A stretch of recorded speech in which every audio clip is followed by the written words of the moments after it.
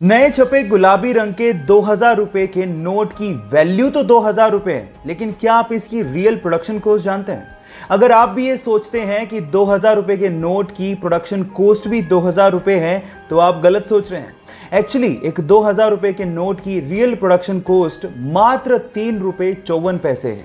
एक 500 रुपए के नोट की रियल प्रोडक्शन कॉस्ट मात्र 2 रुपए 94 पैसे और 200 रुपए के नोट की रियल प्रोडक्शन कॉस्ट मात्र 2 रुपए 93 पैसे है।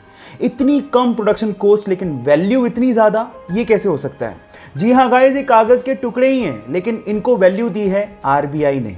ये कॉन्सेप्ट ये जाहिर करता है कि किसी भी चीज का दाम एक फिक्टिशियस कॉन्सेप्ट है जो कि हमारे सिर्फ दिमाग में एग्जिस्ट करता है। ये इंटरेस्टिंग फैक्ट जान के आपको कैसा लगा, चैट सेक्शन में लिखना मत भूलिएगा। गाइस, क्या आपने कभी सोचा है कि घोड़ा सोने के लिए कभी जमीन पे बैठता या लेटता नहीं है? उसके पीछे का कारण क्या है? क्या उसे कभी नींद भी आती है?